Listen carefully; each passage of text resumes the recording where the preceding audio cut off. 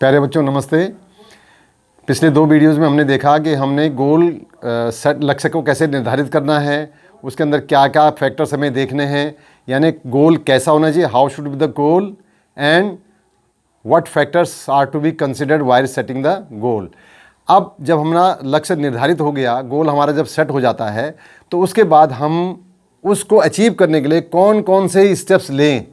तो उसके लिए हमारे पास 15 स्टेप्स हैं। सबसे पहला काम है राइटिंग ऑफ द गोल, यानी जो भी आपने लक्ष्य निर्धारित किया उसको बेटा कहीं अपनी किताब में, कॉपी में कहीं ना कहीं ज़रूर लिखिए। और मैं तो कहता हूँ उसको ध्यान से सामने रखना चाहिए, लिख के अपने टेबल के सामने। लक्ष्य न ओझल होने पाए, कदम बढ़ाता चलता चल, मंजिल अवश्य मिलेगी आज नहीं तो कल। तो इस बात का ध्यान रखें, क्योंकि ओझल नहीं होने पाए। ओझल कब नहीं होगा? वो जब आपका लिखा हुआ सामने दिखाई देगा हर समय। दूसरा पॉइंट है आपका dreaming of the goal daily, यानी जो भी अगर आपने कहा कि मुझे आईएएस ऑफिसर बनना है, तो आप रोज़ सुबह शाम सोते समय या जागने के तुरंत बाद उसको ड्रीम जरूर करें कि मैं तो आईपीएस ऑफिसर बन गया हूँ। और देखें आप गाड़ी में चलते हुए, आपको देखें, ये देखो, ड्रीम करो कि मेरे लोग देखो, मैं जब जा रही हूँ तो मेरे लोग सल्यूट कर रहे हैं, देखिए आईएएस ऑफिसर आ गए। तो अगर आप प्रिंसिपल की बात ड्रीम करते हैं, तो आप देखें मैं स्कूल में जो है ना प्रेयर में जो है ना अनाउंसमेंट कर रही हूँ, प्रेयर में जो है संबोधित कर रही हूँ, पूरी ग्राउंड भरा हुआ है। तो उसको ड्रीमिंग जरूर करें उस गोल को डेली। तीसरा पॉइंट है नो द स्टार्टिंग पॉइंट। आपको ये पता होना चाहिए कि मेरा जो ड्रीम लिया है मैंने, जो गोल मैंने सेट किया, उसका पहला सीढ़ी कौन सा है, पहला स्टेप कौन सा है। अगर आप 10th में पढ़ रहे हैं तो पहले स्टेप आपका 10th क्लास है, उसमें आपने अच्छे नंबर लाने हैं। अच्छे मतलब परसेंटेज के हिसाब से जो आप डिसाइड करेंगे। दूसरा, अगर आप 12th में पढ़ रहे हैं तो पहली सीढ़ी आपकी 12th है, 11 नहीं हो सकती, वो ट्रेन छूट गई आपकी। चौथा पॉइंट है सेटिंग ऑफ द डेडलाइन, यानी जो गोल आप सेट करेंगे, इसको कब आप इसको प्राप्त करेंगे उसका एक निश्चित समय सीमा आपको निर्धारित करनी है। 3 साल में, 6 साल में, 8 साल में, 10 साल में। आप अपने रिसोर्सेज के हिसाब से, अपनी सामर्थ्य के हिसाब से, आपके पारिवारिक परिवेश को देखते हुए आप उसका एक टाइम सेट करेंगे, डेडलाइन सेट करेंगे। 5वां पॉइंट है कि उसको आपको हमेशा कंटिन्यूसली विजुअलाइज करना है, यानी निरंतर उसको आप कल्पना करते रहिए, उसके विजुलाइज करिए, देखिए उसको कि मैं इस गोल को कैसे अचीव करूँगा, वो रोज़ रोज़ ध्यान करें। 6ठा पॉइंट आपका आता है कि प्लानिंग।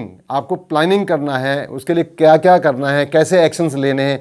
अगर माना आपने कहा कि भाई मुझे प्रिंसिपल बनना है, अच्छा टीचर बनना है, तो आप 10th में जब हैं तो 10th में आपने परसेंटेज ढूंढनी है। तो उस परसेंटेज के लिए आप हर सब्जेक्ट के हिसाब से आप रोज़ सोचें कि कैसे मैंने इसके लिए इतनी पढ़ाई करूँगा, इतने घंटे इसमें पढ़ाई करूँगा, टाइम टेबल बनाओगे। तो ये सारे एक्शन प्लान, ये जो प्लानिंग है उसको अचीव करने के लिए आएगी। प्लानिंग करने के बाद अगला पॉइंट आता है 7वां आपका फॉलो अप या चेजिंग इट, यानी आप देखिए उद्यमेन ही सिद्धंति कार्याणि न मनोरथई और नहीं सुप्तस्य सिंहस्य प्रविशन्ति मुखे मृगा। उस हिरन को देखो और उस टाइगर को देखो, आप जो उस हिरन को अपना जो टारगेट हो, जो लक्ष्य होता है, उसको आप एक जगह बैठ के नहीं कर सकते प्राप्त, वो चेज करता है उसको। Chasing is very important. जो भी लक्ष्य आपने रखा, मान लीजिए आपने कहा बोर्ड में मेरे 80% नंबर आने हैं।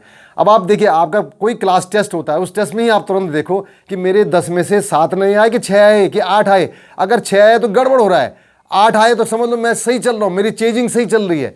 इसी तरह से अगला पॉइंट आता है कंटिन्यूअस असेसमेंट, यानी आपने आपको असेस करते रहना है। असेस कैसे करोगे?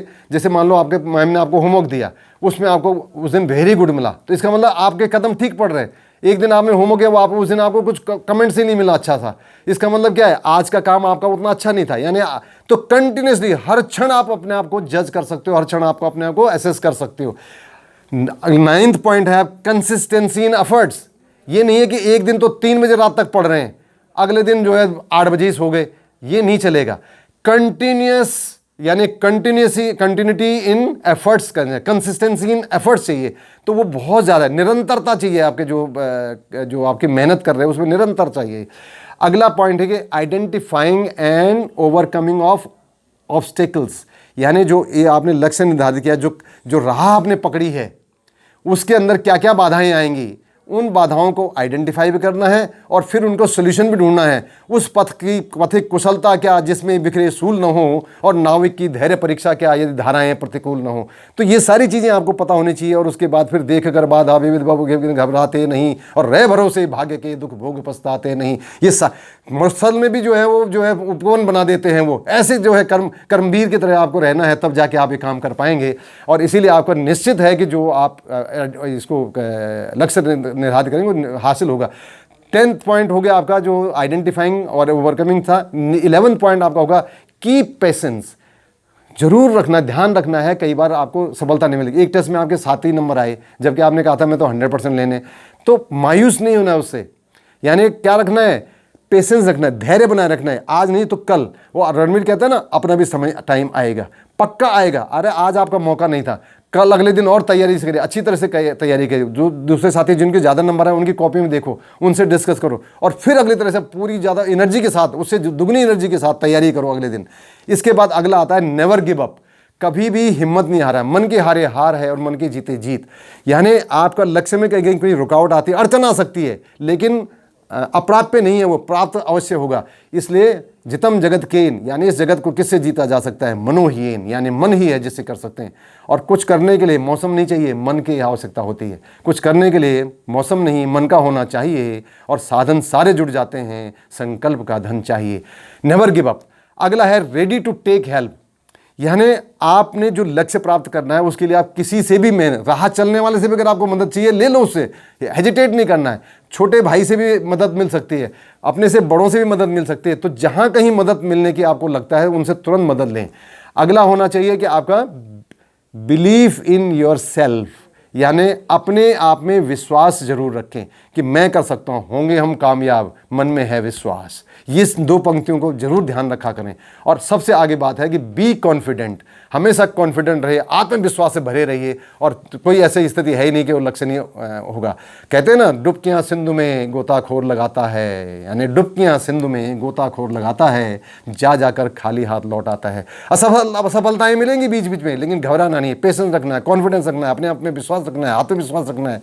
क्यों कि डुबकियाँ सिंधु में गोताखोर लगाता है, जा जाकर खाली हाथ लौट आता है। क्यों आता है मालूम है? सहज नहीं मिलते मोती गहरे पानी में, लेकिन हर बार उसकी मुट्ठी खाली नहीं होती, क्योंकि कोशिश करने वालों की कभी हार नहीं होती। Thank you very much.